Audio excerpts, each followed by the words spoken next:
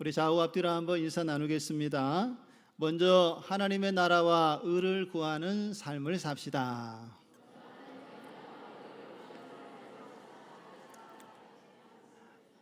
할렐루야. 우리가 하나님의 뜻을 구하고 하나님의 나라를 구할 때에 우리의 필요를 아시는 하나님께서 우리의 필요를 또한 넉넉하게 채워주실 줄로 믿습니다. 이번 한 주간 이 약속의 말씀이 우리 안에 실현되어지는 가운데에 하나님의 약속의 축복을 누릴 수 있는 한 주의 삶이 되어지기를 주님의 이름으로 축원드립니다. 여러분, 지난 한 주간 혹시 여러분의 마음에 가장 설레게 하는 어떤 일들이 있으셨습니까? 마음을 막 설레게 하는 어떤 기다림들이 있으셨나요? 혹시 여러분들이 어떤 물건을 사기 위해서 돈을 모으고 준비했다가 자동차를 산다든지 집에 필요한 가전제품을 산다든지, 우리 또 젊은 친구들은 스마트폰 기기를 산다든지 열심히 돈을 모으고 준비해서 드디어 이제 때가 되어서 주문을 하고 이제 그 물건이 도착할 때를 기다리면 얼마나 마음이 설레고 기대되겠습니까? 택배가 도착했습니다. 아마 이런 문자가 아마 기다려지고 또 기대되는 마음이 우리의 마음속에 있으리라 생각이 되어집니다. 여러분, 많은 사람들은요, 우리가 원하는 물건을 손에 넣었을 때에 만족감을 느끼는 것 같습니다. 그래서 사람들은 어떻게 하면 돈을 더 많이 벌 수 있을까? 어떻게 하면 더 많은 것을 가지고 소유할 수 있을까? 그런 것들을 고민하면서 살아가는 것을 볼 수가 있습니다. 그런데 여러분, 이런 사람들의 모습이, 이런 삶 속에서 나타나는 고민들이 오늘 이 시대에만 있었던 것이 아니라 예수님이 사셨던 2000년 전에도 사람들이 이러한 비슷한 고민들을 하고 살아갔던 것을 볼 수가 있습니다. 우리와 똑같이 먹고 마시고 입는 이 생활의 필요 때문에 늘 고민하고 또 염려하면서 사람들이 살아가고 있다는 것이지요. 그런데 이러한 고민을 하고 있는 사람들에게 예수님께서 당시에 마태복음 6장 32절 오늘 읽은 본문의 말씀에 보면 이렇게 말씀을 하셨습니다. 이 모든 것은 너희 하늘 아버지께서 다 있어야 할 줄을 아시느니라. 할렐루야. 여러분, 무슨 말입니까? 주님께서 우리의 필요를 잘 알고 계신다는 것입니까? 모르고 계신다는 것입니까? 다 알고 계신다는 것이죠. 우리보다도 우리의 사정과 상황을 주님께서 더 잘 아시고 우리의 그 필요를 잘 아시고 공급하시는 분이 하나님이시라는 것이지요. 문제는 우리가 우리의 삶의 우선순위를 어디에 두느냐에 우리는 삶의 초점을 맞춰야 한다는 것입니다. 예수님께서는 이러한 세상의 염려 속에 살아가는 사람들에게 내가 그 모든 필요를 다 알고 있다, 내가 그것을 채워주리라 말씀하시면서 중요하게 강조하여 말씀하셨던 내용이 오늘 우리가 읽은 본문의 33절의 말씀입니다. 우리가 이 땅에 살아가면서 가장 먼저 추구해야 할 삶이 무엇인지에 대해서 주님은 분명하게 오늘 우리에게 말씀을 해주고 있습니다. 우리 마태복음 6장 33절 우리가 잘 아는 말씀인데 우리 다시 한번 보실까요? 우리 같이 한번 읽어보겠습니다. 너희는 먼저 그의 나라와 그의 의를 구하라. 그리하면 이 모든 것을 너희에게 더하시리라. 할렐루야. 하나님의 나라와 하나님의 의를 구하면, 그리하면 하나님께서 이 모든 것을 너희에게 다 더하여 주시고 필요를 채워 주시겠다. 오늘 이렇게 약속의 말씀을 주고 있습니다. 자, 오늘 이 시간에는 예수님께서 하신 이 말씀, 우리의 상황과 처지를 아시고 필요를 하나님께서 채워 주신다고 말씀하시면서 먼저 하나님의 나라와 하나님의 의를 구하는 자에게 이것을 더하여 주시겠다라고 말씀하신 이 하나님의 나라와 의를 구하는 삶이 무엇인지에 대해서 이 시간에 함께 살펴보고 또 그 은혜를 나누는 시간을 갖고자 합니다. 그렇다면 사랑하는 성도 여러분, 우리가 하나님의 나라와 의를 구하는 삶의 모습은 어떤 모습이겠습니까? 그 첫 번째는 우리가 가질 수 있지만 가지지 않는 것이 하나님의 나라와 의를 구하는 삶이라는 것입니다. 여러분, 세상 사람들은요, 항상 우리가 가질 수 있으면 더 많은 것을 가져야 한다라는 논리로 우리에게 이야기하고, 또 사람들도 그렇게 살아가고 있는 것을 볼 수가 있습니다. 하지만 믿음의 사람은요, 우리가 무엇이든지 가질 수 있지만 하나님께서 원하지 않으시면 그것을 가감하게 내려놓을 줄 안다라는 것입니다. 여러분, 이것이 바로 하나님의 나라와 의를 구하는 삶의 모습인 것을 기억하시기 바랍니다. 여러분, 마태복음 4장 8절에서 11절의 말씀에 보면은요, 예수님께서 이 공생의 사역을 시작하기 전에 광야에서 40일 동안 금식하며 기도하면서 하나님께 집중하는 모습을 오늘 우리에게 보여주지 않습니까? 예수님께서 이렇게 그곳에서 하나님께 기도할 때에, 여러분, 마태복음 4장 8절에서 11절 말씀을 보시면은 사단이 예수님께 와서 시험을 합니다. 예수님을 높은 곳으로 데려가서 그곳에서 천하만국의 영광과 권능을 보여주고, 네가 내게 경배하면 이 모든 것을 너에게 주겠다라고 이렇게 예수님께 사단이 유혹을 했지요. 그때 예수님께서 어떻게 반응하셨습니까? 사단아, 물러가라. 주 너의 하나님께 경배하고 다만 그를 섬기라라고 이야기하면서 하나님의 말씀으로 사단의 유혹을 단호하게 물리쳤던 것을 볼 수가 있습니다. 예수님은 다 가지실 수 있는 하나님의 아들이셨음에도 불구하고 하나님의 사역을 위해서 그것을 취하지 아니하시고 인간의 몸을 입고 이 땅에 오셔서 인류의 죄를 대속하기 위하여 십자가를 지셨던 것을 볼 수가 있습니다. 가져야 할 것을 가지지 않으시고 그것을 내려놓는 모습을 우리에게 보여주었지요. 우리도 종종 가질 수 있지만 가지지 말아야 할 것과 마주 대할 때가 있는 것을 볼 수가 있습니다.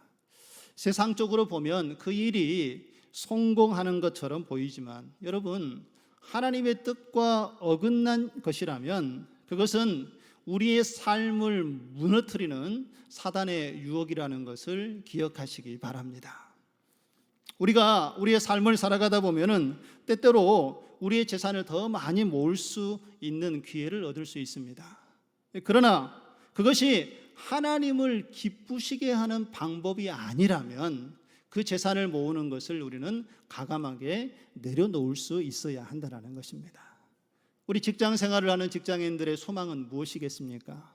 직장에서 여러분 승진하고 또 승진하면서 급여가 올라가기를 늘 기대하는 마음을 갖고 있지 않습니까?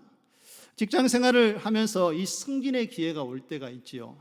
그런데 여러분, 이 승진을 할 때에 우리의 신앙을 내려놓고 세상과 타협해야만 그 승진을 할 수 있는 상황이라면, 여러분, 이것도 우리가 믿음으로 하나님을 바라보고 그것을 포기할 줄도 알아야 한다는 것입니다. 우리가 살아가면서 더 많은 돈을 벌 수 있는 기회가 있지 않습니까? 그런데 그 돈을 버는 데 있어서 주일날 하나님께 거룩하게 예배하는 것을 희생해야 하는, 돈을 벌어야 하는 상황이라면 여러분, 우리는 어떠한 선택을 해야 하겠습니까? 그것을 가감하게 내려놓을 수 있는 것이 믿음이고, 바로 이것이 하나님의 나라와 의를 구하는 삶의 모습인 것을 기억하시기 바랍니다. 우리가 여러분 가질 수 있지만 그것을 가지지 않을 수 있는 용기, 바로 이것이 단순하고도 강력한 신앙의 첫 걸음이라는 것입니다. 제가 선교사님의 이야기를 이렇게 책을 통해서 접한 내용을 이 시간 함께 좀 나누고자 합니다. 2005년 봄에 몽골의 이레 교회에서 있었던 실제적으로 일어난 사건입니다. 여러분, 우리가 잘 알고 있는 내려놓음이라는 책으로 잘 알려진 이용규 선교사님이 이 이레 교회를 방문했을 때 일어났던 사건입니다. 이 교회에 벌러르라는 이 이름을 가진 자매가 있는데, 이 자매는 태어날 때부터 귀에 소리를 듣지 못한 장애를 가지고 태어났습니다. 그런데 이용규 선교사님과 그와 함께 했던 선교팀이 이 교회를 방문해서 이 소식을 듣고 이 자매를 위해서 하나님께 간절히 이 문제를 놓고 기도를 했습니다. 그때에 하나님의 놀라운 기적의 역사가 나타났습니다. 듣지 못했던 이 자매가 귀가 열려져서 듣게 되는 하나님의 치료의 역사가 나타나게 된 것입니다. 그런데 여러분, 이 자매가 이 믿음의 신앙을 이렇게 지키면서 살아가는데 어느 주일날 한 가지 문제가 발생하게 됐습니다. 이제 이렇게 하나님께 예배드릴 시간이 다 되었는데 이 집에서 키우던 소가 갑자기 사라지고 없는 것입니다. 그래서 이 자매가 걱정이 되어서 이리저리 사라진 소를 찾아다녔습니다. 한참을 찾고 돌아다니는데 소는 발견이 안 되고 보니까 하나님께 예배드려야 될 시간이 다가오는 것을 깨닫게 되었습니다. 그러면서 이 마음에 갈등이 생기는 거예요. 잃어버린 소리를 먼저 찾아야 될 것인가? 예배 시간이 다 되었는데 하나님께 먼저 가서 예배를 드리는 것이 옳을까? 고민이 되다가 소를 찾는 것도 중요하지만 먼저 정해진 시간에 하나님께 예배 드리는 것이 우선이다. 이렇게 우선순위를 정하고 마음의 결단을 하고 소 찾는 일을 잠시 멈추고 교회를 향해서 달려갔습니다.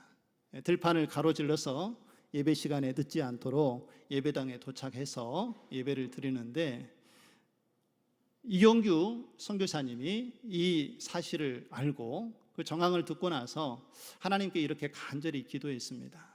살아계신 하나님 아버지, 이 사랑하는 자매가 소를 찾기보다는 하나님께 먼저 예배하기 위해서 오늘 마음을 하나님께 두고 결단하며 주님 앞에 나왔습니다.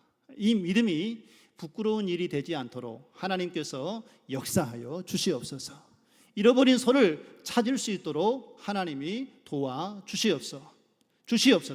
그리고 이번 기회에 이 자매가 하나님이 어떤 분인지 깨닫게 하여 주시고 하나님을 존중히 여기는 자에게 하나님께서 어떻게 역사하시는지 깨달을 수 있는 은혜를 허락하여 주시옵소서. 이렇게 뜨겁게 간절히 하나님께 기도했습니다. 그리고 예배가 다 마쳐진 이후에 놀라운 하나님의 기적의 역사가 기다리고 있었던 것을 보게 되어집니다. 이제 예배를 마치고 성도들이 예배당에서 나오는데 밖에서 소 우는 소리가 들리는 겁니다.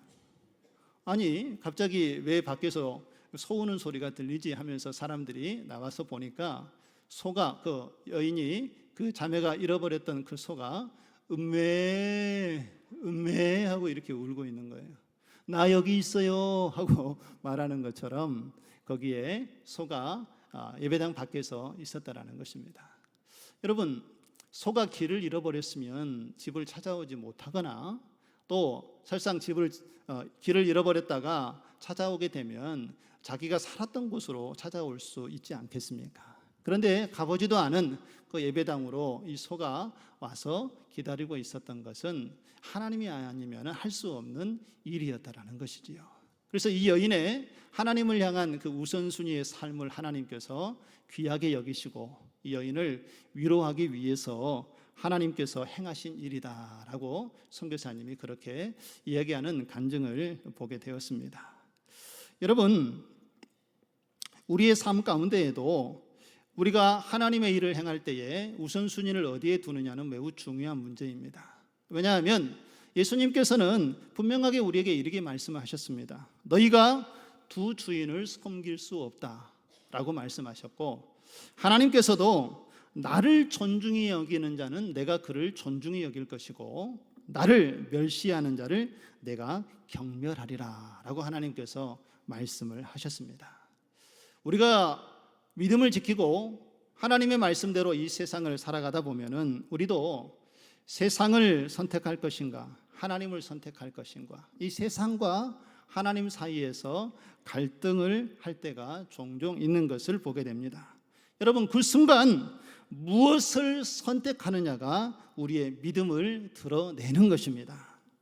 우리가 하나님을 존중히 여기는 마음을 가지고 하나님을 선택할 때에 하나님께서도 우리를 존중히 여기고 우리를 귀하게 여기시면서 하나님의 놀라운 방법으로 우리의 필요를 채우시는 하나님으로 우리의 삶 가운데 함께해 주실 줄로 믿습니다.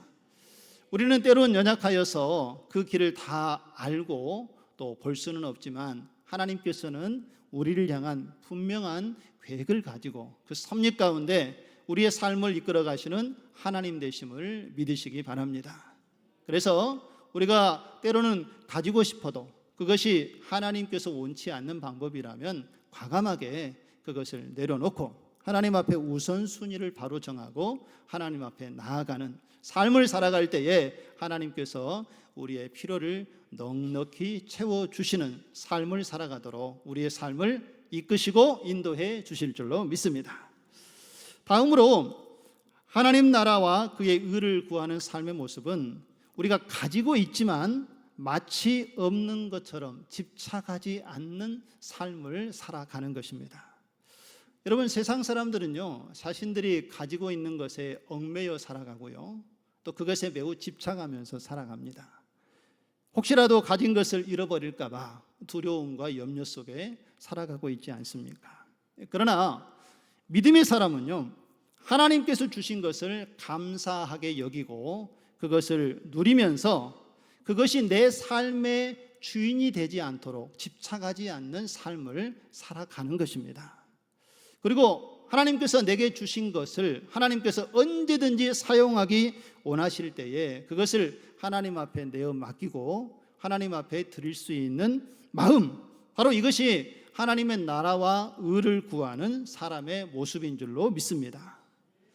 여러분, 예수님께서요, 어리석은 부자에 대한 비유를 우리에게 누가복음 12장 18절에서 20절에 말씀을 하는데, 이 비유를 통해서 우리는 중요한 사실을 깨달을 수가 있습니다. 이 비유의 말씀을 보면 한 부자가 더 많은 소출이 생기자, 말씀을 좀 보여주실래요?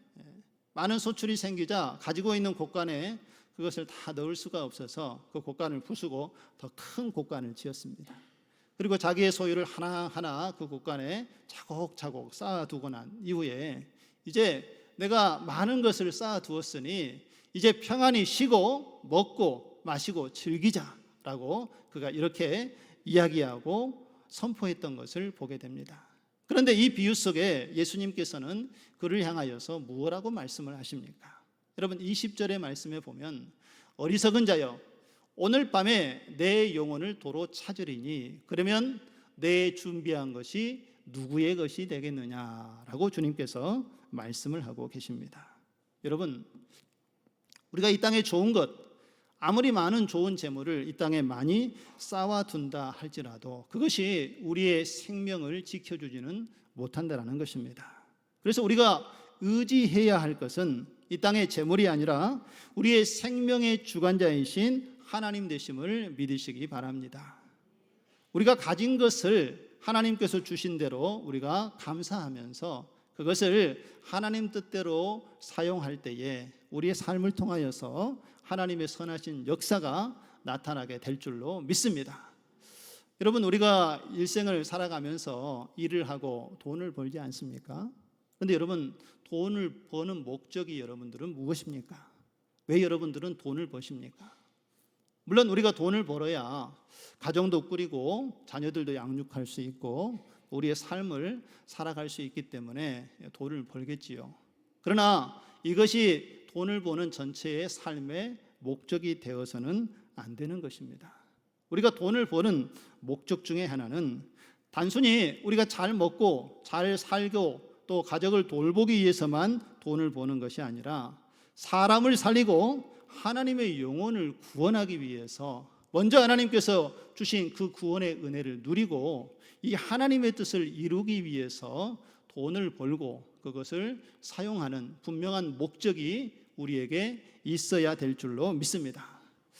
만약에 여러분 오늘 당장에 예수님이 이 땅에 오신다면 여러분 무엇이 가장 아쉬운 마음으로 남겠습니까? 여러분들은 이 땅에 살아가시면서 땅의 보화를 쌓고 있습니까? 아니면 하나님 나라의 보화를 쌓고 있습니까? 이 땅의 보화를 쌓고 있는 사람들은 이 땅에 내가 가지고 있는 소유 때문에 예수님이 오시면 그것 때문에 매우 안타까워하는 마음을 갖지 않겠습니까? 예를 들어서 그동안에 기다리고 기다렸던 새 차를 어제 샀습니다. 그런데 오늘 주님이 오신대요. 어떤 마음이 드시겠습니까? 조금 좀 타보고 가야 되는데 차를 타보지도 못하고 이제 천국에 가야 되는 그러한 상황이라면 참 안타까움이 있겠지요. 우리가 좋은 것들을 준비하고 그것을 이 땅에 필요를 위해서 또한 은행에 돈을 저축해서 잘 쌓아두었는데 오늘 주님이 오신다라면 그것을 다 사용하지 못하여서 안타까움이 우리 마음속에 나타나지 않겠습니까? 그러나 여러분, 하나님께서는 이 땅에 우리의 재물을 쌓아두기 원하시는 것이 아니라 하나님 나라의 보화를 쌓기를 원하고 계신다는 것을 잊지 마시기 바랍니다. 그러면 여러분, 하나님 나라의 보화를 쌓는 삶은 어떤 삶이겠습니까?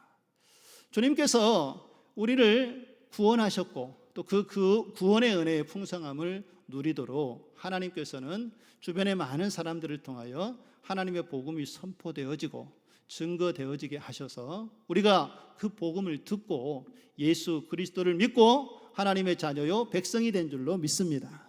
누군가가 전해준 그 복음, 그것이 부모님이 될 수도 있고 주변의 친구가 될 수도 있고 직장 동료가 될 수도 있고 이웃이 될 수도 있지만 그를 통하여 하나님 나라의 복음이 우리에게 전해졌기 때문에 우리가 그 복음을 듣고 하나님께서 미리 택하신 구원의 역사가 우리의 삶 가운데 일어나게 된 줄로 믿습니다.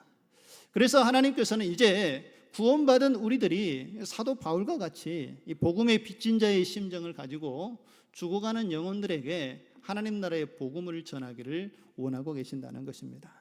그런데 이 복음이 저절로 전해지는 것은 아니지요.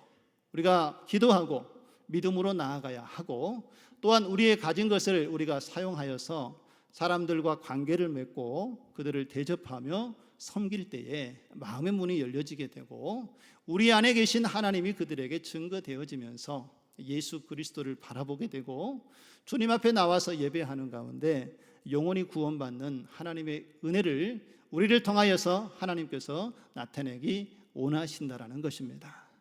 우리가 가진 것을 하나님의 영광을 위하여서 하나님 나라의 복음을 위하여 사용할 때에 그것이 하나님 나라의 재물로 쌓여지게 되는 줄로 믿습니다. 우리가 가진 것을 하나님의 나라의 복음을 위해서 우리가 사용할 때에 잃어버린 영혼들이 하나님께로 돌아오고 또한 그들이 예수 그리스도 안에 새로운 삶을 시작할 수 있도록 우리를 하나님께서 사용하기 원하신다라는 것입니다. 여러분, 우리가 가진 것을 전도하는데 복음을 전하는데 사용하고 어려운 사람들을 도와가면서 선행을 베풀고 또 누군가에게 그 하나님을 증거하며 사랑을 나타내는 일에 가진 것을 사용할 때에 하나님께서는 이것을 통하여 하나님의 놀라운 역사를 이루어 가시는 줄로 믿습니다. 그리고 그 영혼의 수고를 하나님께서 기억하시고 우리의 그 모든 수고가 하나님 나라의 상급이 되도록 우리의 삶 가운데 함께 해 주시는 줄 믿습니다. 그런데 여러분, 우리가 죽고 날 때에는 하나님 나라에 가지고 갈 수 있는 것이 아무것도 없습니다.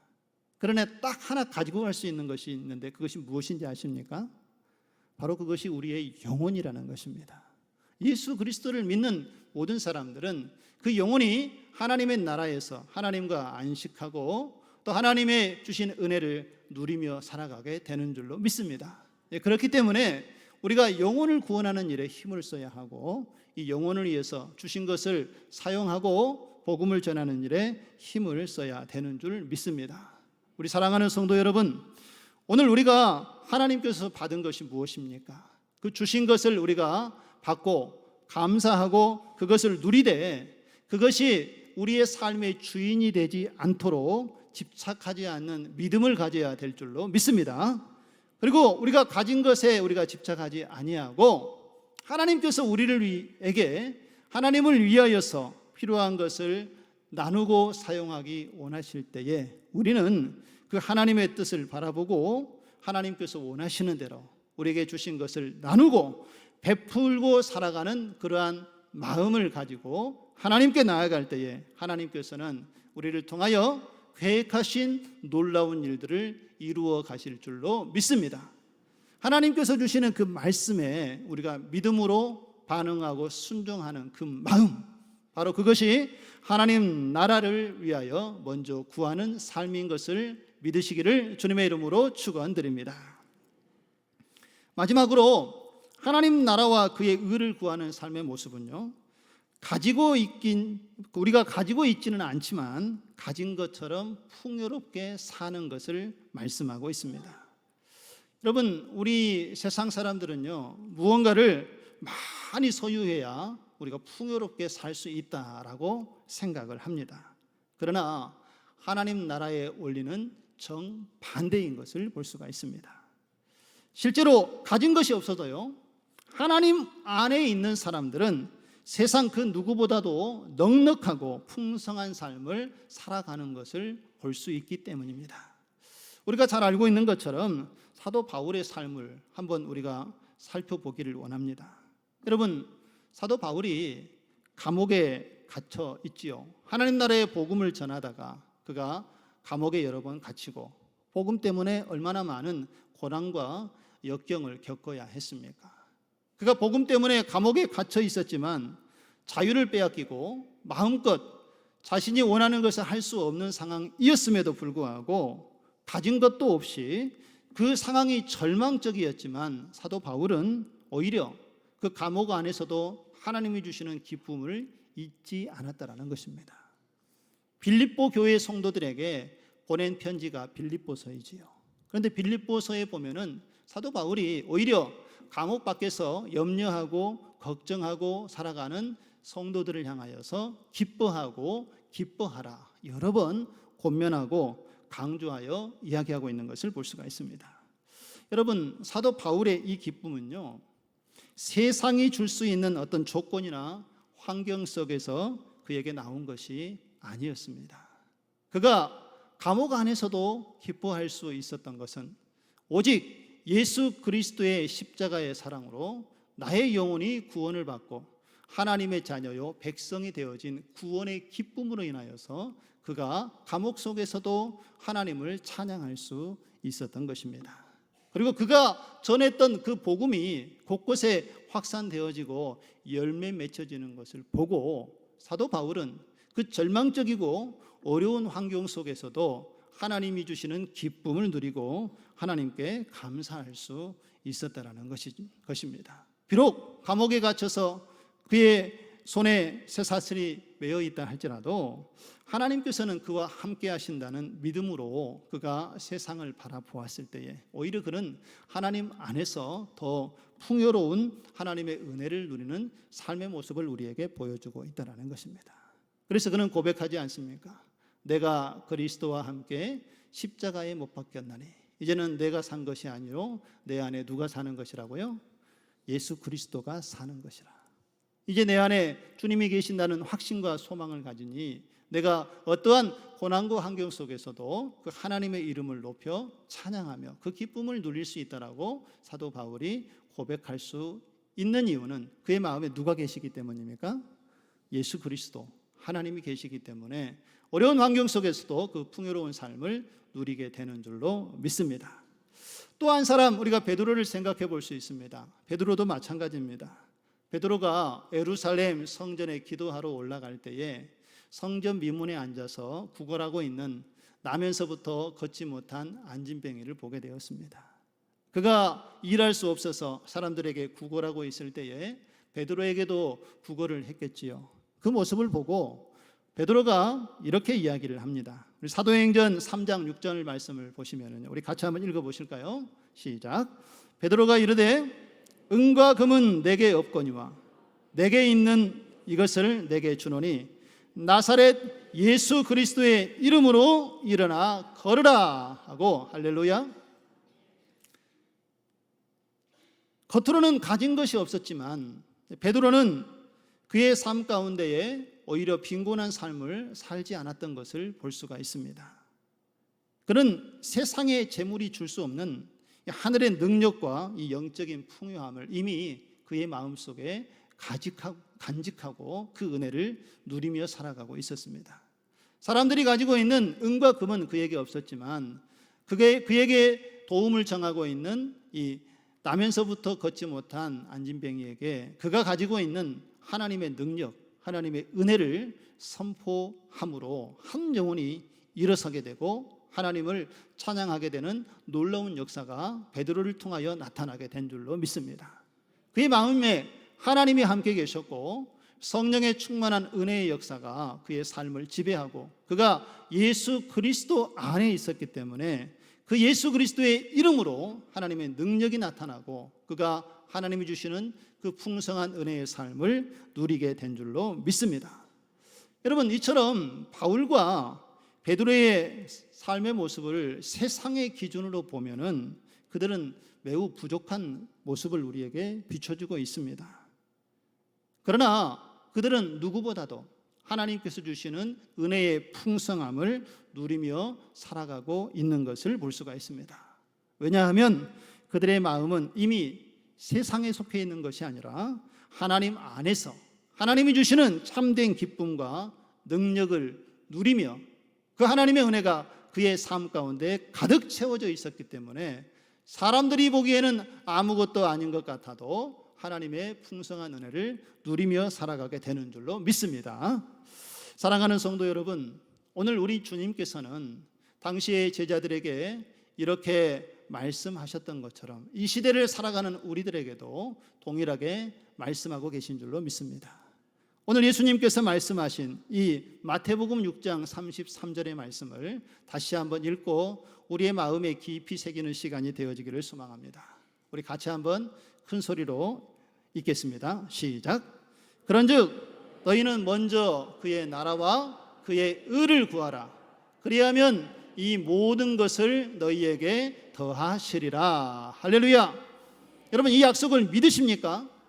하나님이 우리의 필요를 다 알고 계시고 우리가 하나님의 나라와 의를 먼저 구할 때에 그 필요를 채워주시겠다고 이미 우리에게 약속하신 것을 믿으시기 바랍니다. 우리가 가질 수 있어도 하나님께서 원하시는 방법이 아니면은 과감하게 그것을 내려놓을 수 있는 마음, 또한 우리가 가지고 있어도 그것에 집착하지 아니하고 하나님께서 그것을 쓰시기 원하신다면 주님 여기 있습니다 라고 주님께 내어드리고 하나님의 영광을 위해서 그것을 사용할 수 있는 마음, 그리고 우리가 가지고 있지 않아도 그리스도 예수가 우리 안에 계심으로 인하여서 성령을 통하여 우리의 마음을 풍요롭게 하시고 그 은혜의 삶을 누리도록 인도하시는 하나님의 언약을 믿고 살아가는 마음, 바로 이러한 믿음을 가지고 있는 것이 하나님의 나라와 의를 구하는 삶인 것을 믿으시기 바랍니다. 이 땅에 살아가다 보면은요, 우리의 삶 속에 염려와 또한 걱정들이 얼마나 많습니까? 그리고 우리가 무언가를 얻기 위해서 부리는 우리의 삶의 욕심들, 여러분, 이러한 것들이 우리의 삶을 괴롭게 하고 때로는 힘들게 합니다. 그러나 오늘 이 시간 하나님께서 주시는 이 말씀을 잊지 마시고 말씀의 믿음으로 순종하시기 바랍니다. 우리 안에 있는 염려, 또한 우리의 욕심을 이 시간 다 주님 앞에 내려놓고 하나님의 나라와 의를 향하여서 우리가 믿음으로 달려가는 삶을 살아갈 때에 하나님께서는 우리의 필요를 다 아시고 그 필요를 채우시는 하나님으로 우리의 삶 가운데 함께 해 주실 줄로 믿습니다. 이번 한 주간 우리의 삶의 우선순위가 어디에 있었는지 이 시간 다시 한번 기도하는 가운데 점검해 보시기 바랍니다. 혹시 내 삶이 하나님이 중심이 아니라 내 삶의 필요와 욕심에 의해서 사로잡혀 있지는 않았는지 우리의 삶을 돌이켜보시고 우리의 무게중심을 하나님께로 옮길 수 있는 우리의 모습 되어지기를 소망합니다. 그리고 하나님 나라와 의를 먼저 구하는 삶을 삶 속에서 실제적으로 살아내는 가운데에 우리의 필요를 채우신 그 하나님, 살아계신 하나님을 경험할 수 있는 이번 한 주간 되기를 주님의 이름으로 축원드립니다.